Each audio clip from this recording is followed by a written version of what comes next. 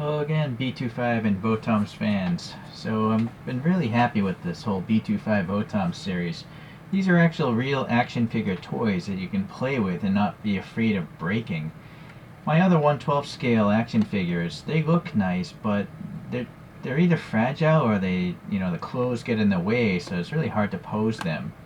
But these things are well designed, they're well engineered to be durable, and they hold their pose with these strong joints that B2Five has. So this is the very first of their VOTOMS robots from Wave 1. It's just a standard scope dog. And I got an accessory pack. This is just a standard scope dog with 2 green shoulders. But in the VOTOMS universe, they had what's called red shoulders. And they were like a group of scope dogs. I think they could have been mercenaries. But this is driving me crazy. I gotta close that. And they just terrorized towns and stuff like that. And the main star, Chirico, was Red Shoulder, but not in the group that was terrorizing towns, I guess. So anyways, irrelevant. This is another character from the show called Vanilla Vartla. He and she are kind of the comic relief in the show. They're always quarreling and stuff like that. But he has modified this scope dog to become a Red Shoulder, but he put the shoulder on the wrong side. As kind of a joke, I think, or he just didn't know. So B2Five has an accessory figure. They actually have 2. The other accessory figure doesn't have a main character though, so that's why I skipped it. So this was bought off eBay, and let's take a look here. We're basically going to just modify this very first scope dog, and I get a Vanilla Vartla figure. Alright, so there's Vanilla and the Red Shoulder. And this is obviously all probably the same scale, 128 or 2.5 inch. This expansion pack adds all the Red Shoulder parts. And yeah, they even highlight it. Yeah, there we go. And there's an actual, like, a grunt figure in here as well. So let me open this guy. Take a look. This thing's double taped. I don't know if that was from the factory or if this thing is used. I don't know. It looks new. So Beaver is the company that makes these things. I guess Beaver makes all B2Five products. Okay. So let's see. I'm sure the instructions are pretty straightforward. I've never really had a problem figuring out how these toys work because they're durable. You're not afraid to move things around and twist things. This box holds extra like bits and pieces if there are any. Don't know.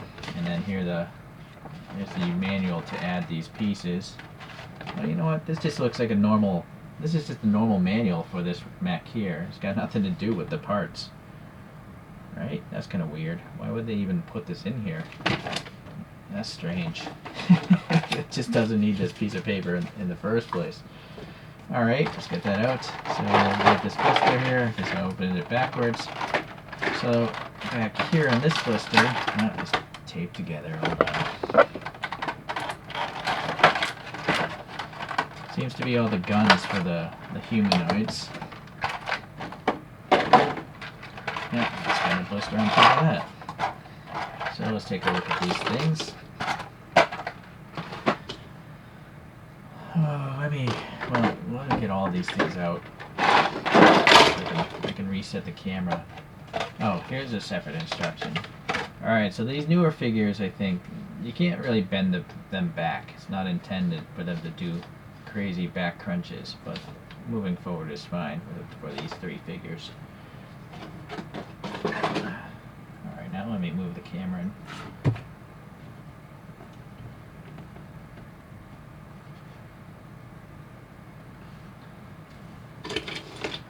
Well, you know, I guess we should start with the figures, right?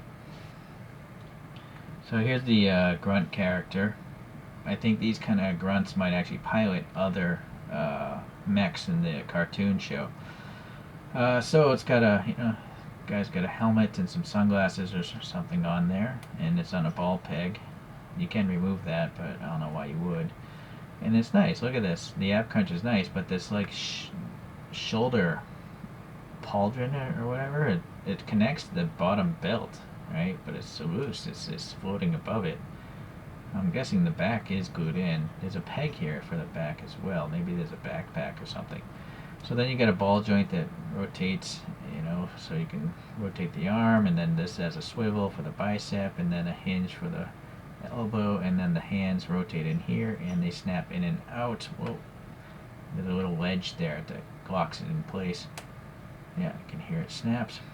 Alright, no twisty here though. It's just the looseness of that metal joint, I think.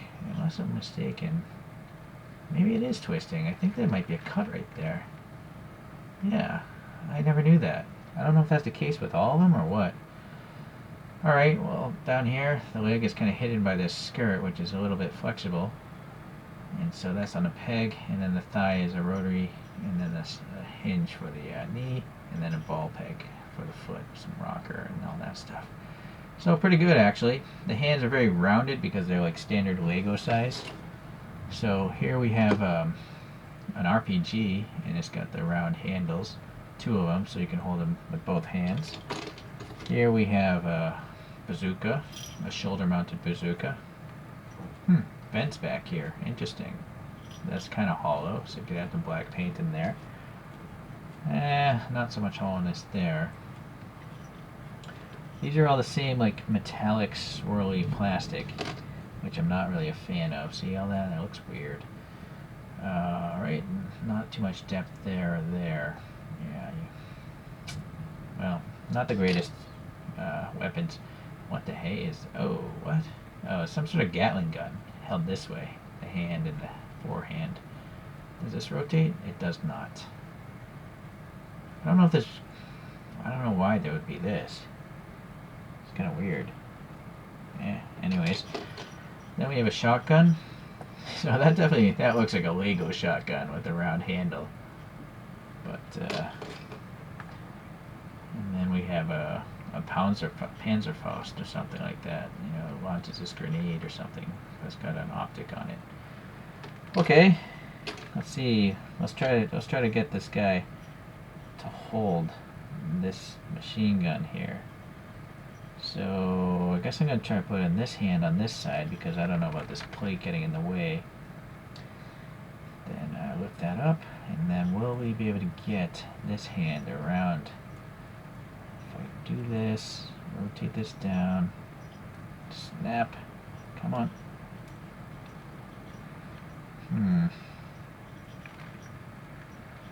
Can't seem to get the hand to snap around this foregrip. Sure why. It won't snap on. There it goes. Wow, that's tough. So, anyways, he can hold it with 2 hands, but now you see the elbow pops out. Oh well. I guess in the side view, if you turn his head, that works. Right? Rat-a-tat-tat. Hey, look, he actually stands on his own. I wasn't expecting that. The feet are so small. Alright, this main star of this set here is Vanilla. And he's got like a grumpy face.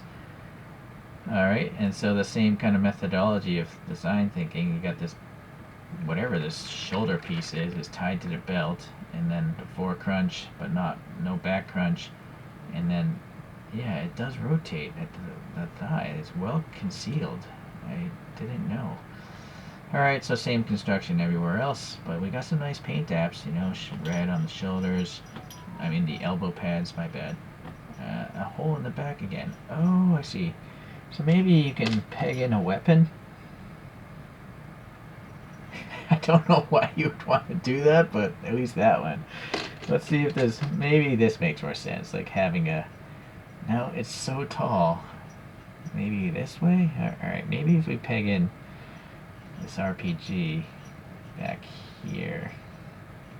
From the front, well, it's really weird because the peg doesn't go in very far. Let me go back to this guy and see what happens. Actually, I think the peg can go in far, it's just I didn't push it in hard. It's a really tight fit though. But see, that handle gets in the way. But then this handle is just so long. It's, there we go, but I don't know. It can be done, but does it look normal? I don't know. You have to decide about that. The shotgun, though, I think. The shotgun's not so bad. Yeah, but it is these are very cartoony weapons. The only realistic one is probably the Panzerfaust. That's what they actually look like, minus that optic. Alright, so yeah, some green and red, painted all those guys casted in this like yellow, light yellow color. Really good head detail though. Look at the eyes, how well they're printed. It looks like a cartoon character. Look at this very thin neck. Unfortunately the base doesn't articulate. So, unfortunately the back of the head has so much hair, he doesn't look up at all. He can look down quite a bit though. And then side to side is there. Yeah, Rory, okay. Well, anyways, it's a nice character. Better than the grunt. Alright, so that's it for the little stuff. The little people. Now let's look at the weapons that go on the mech. So we have a side machine gun, a Gatling gun that plugs into the side torso. Then we have this, I don't know if this is a rocket launcher or a beam laser or what, but it usually pegs into the side of the arm, like on a forearm. So we got silver paint, some groove detail. Does this come out? No, it doesn't. I'm guessing that's a magazine. I don't know what this would be for. We have another side-mounted pair of missiles, and those have some red in there for the missile tips, so that's kind of neat. We have 2 ammo packs for the machine gun. Just 2 extra packs. Doesn't actually have a machine gun. Well, I stand correct. This is the backpack, and it feeds into this Gatling gun. So it's supposed to do something like this on the actual thing, which we'll join in a second. Does this hinge out? No, some of the other backpacks in this series do hinge out, so it can crouch down and let the pilot in and out. We'll have to see what happens when I put it on. Then we have a shoulder mounted or backpack mounted rocket launcher here with nice 6 different types of missile tips than these, right? These look much nicer. Right. But unfortunately, something about B2Five, they very often have these really shallow openings. It's so shallow, it's unnecessary. They could have easily molded that deeper, so, and then painted it black. But I guess you can add black at least because there's a little bit of a recess. You can take a Sharpie or paintbrush. I mean, this is deep. So the detail in the front is just light years better than the detail in the back. It's really strange why they would do that. It's all glued together, I think. And then the red shoulder itself, same molding, just red, as it should be. So let's see how easy or difficult it is to put this on. So if this thing, I'm going to have to back out the camera again. So if this thing was part of the red shoulder group, the shoulder would be on this side. But I think Vanilla Vartla put it on Chirico's unit on this side. So I'm going to do that here. I'm going to have to remove the arm first.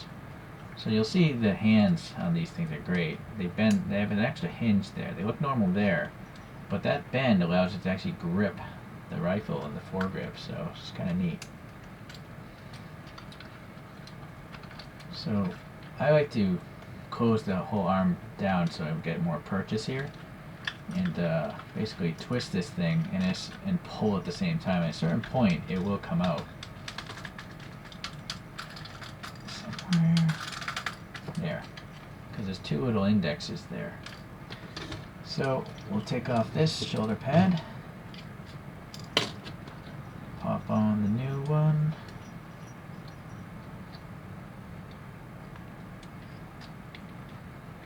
Does that have an index? I don't see an index on this shoulder pad. No? Okay. Off this. Well, you know what? Let's not pop it on yet because it might be easier to put the side weapons on first. So I think I gotta put this. Well, I guess I could just do this as one piece. So this snaps onto these backpack pegs or bars, and they grip onto that with this. Maybe I should do this separate.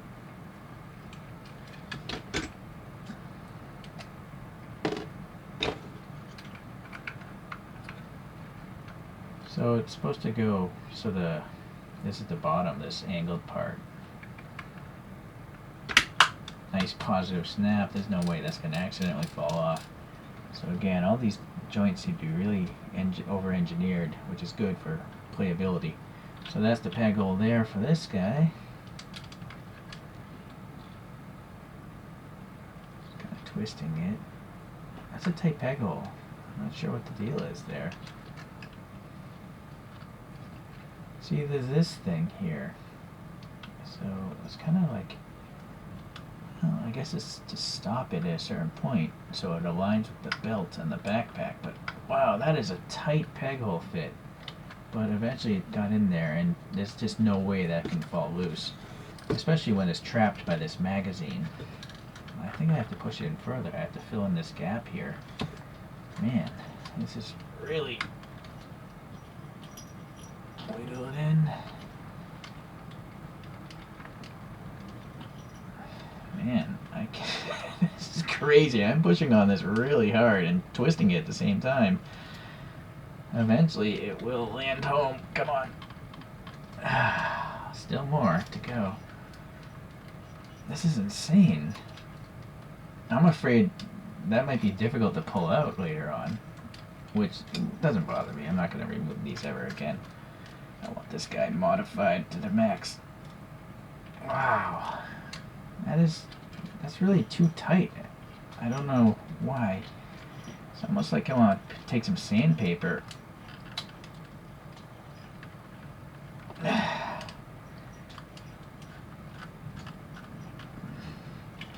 know what? I'm going to take the backpack off and maybe give this some room to twist. Now the problem is that tab doesn't let you twist it more to get it in. It keeps it aligned horizontally. That's why they did it, but that's my cat's collar with a bell on it. That ringing sound. Man. Let me come back. This is taking too long. So check this out. I think I created a bunch of stress fractures. I'm not sure if the camera... See all these little lines? That's from the stress of trying to push this in, because those lines, those tiny lines,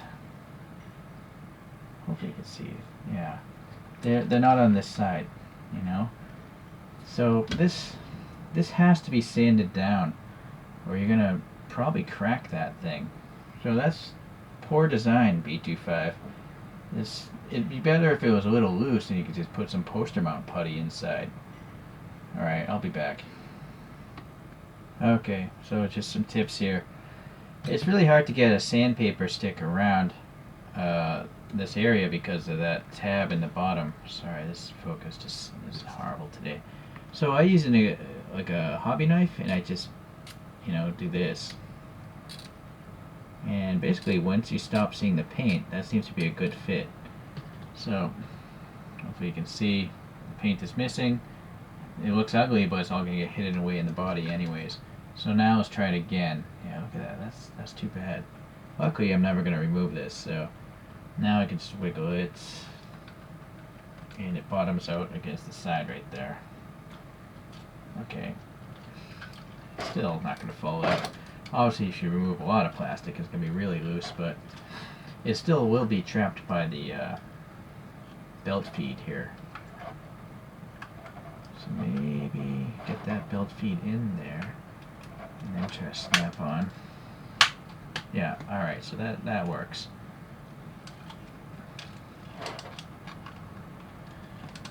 Okay, definitely not coming loose. Yes, that's crazy how tight that was. So, yeah, test. If there's too much resistance, just remove the paint. So this one here goes on this side, and so that tab again should be on the bottom. Let's hope it goes on a little nicer. No, way too tight again. So this one I guess I'll do live. Actually, let me get this out of the way. I noticed in this little thing there's a little pistol here for Vartla, or the grunt. I think it's for vanilla Vartla though, but correct me if I'm wrong. It looks like a Luger.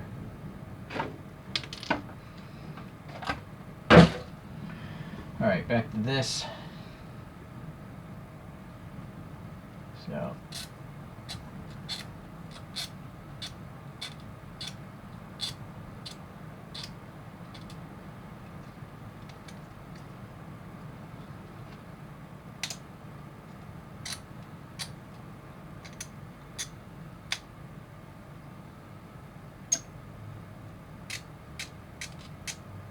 see, basically removing a paint. So that's about half of the paint removed. Let's see how tight it is now. I'm going to remove this arm. Nope, still too tight. So I think I gotta remove all the paint.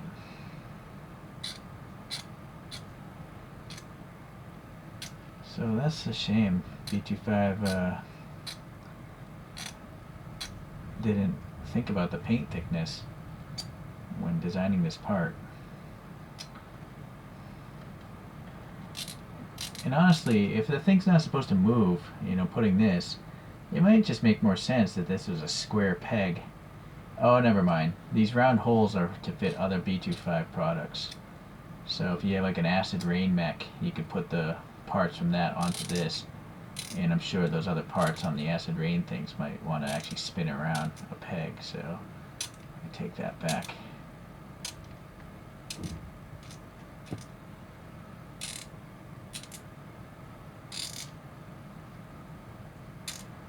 So you can fast forward the video. You're just watching me scrape paint here. I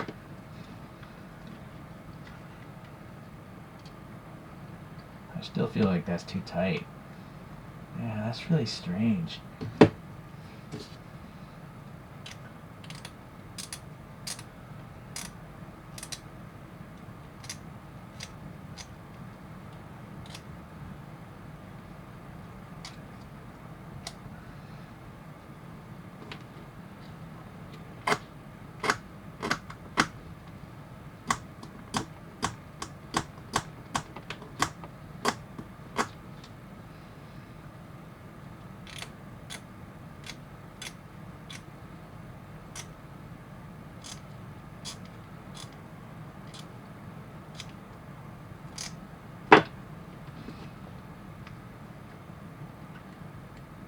Alright, so that did the trick. It's definitely tight, but I don't think it's going to cause stress fractures like the other side. So there's no way, again, that's going to fall out. I don't know if you could actually put it, I guess you could put a gun magazine in those holes too. Although I don't see that happening in the show. And actually, look at this. I'm wondering, look at that little screw hole will fit these magazines. But this side here, this hole is for the rocket launcher, so. But it is an option. I wonder if there are other holes here you can put this in. I don't see them though. No. Alright, I guess I can put the arms back on. So then the side hole here, this is for this little gun, or whatever this thing is. So that one, since it's not painted, that's a perfect friction fit. So that's probably why that was so tight. It was designed with the same diameter of this, and this was designed with no intention to have paint on it. See, it's still strong, it's really grippy. I don't understand the logic behind this though. Unless maybe it's supposed to go into the shoulder or something, or into the bicep. Well, anyways, that's what that one goes, where that one goes usually. At least on my Actic gear ones. So the last thing is this rocket launcher here, and you can't flip the peg though, so it has to go on this side. And well, frankly, there's no peg hole on that side anyways. This backpack looks like it's crooked. See? It's kind of weird. Did I snap that on right? It has to be snapped on. It's just some weird angle. I guess it's fixed now. Nice little printing on that little backpack though. Alright, so again, a nice friction fit with no paint. Not going to fall apart. Right? Very good. So you can swivel this back a little bit. It kind of collides with the shoulder, I think, at a certain point. Maybe not. I don't know why you'd want to launch rockets from behind, but you don't have to see it from the front. And then, ta-da! Now it fell out of that thing though. Okay.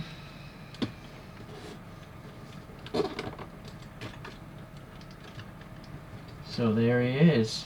Let me get a spin coaster. Well, as I was going to put him on the spin coaster, I wanted to open the hatch, but naturally, if this thing is covering the hatch, can't be done. So that's why you got to rotate it back, and then you can open the hatch. But then you can't really see the accessory, right? I guess you can go like that far. So just word of warning.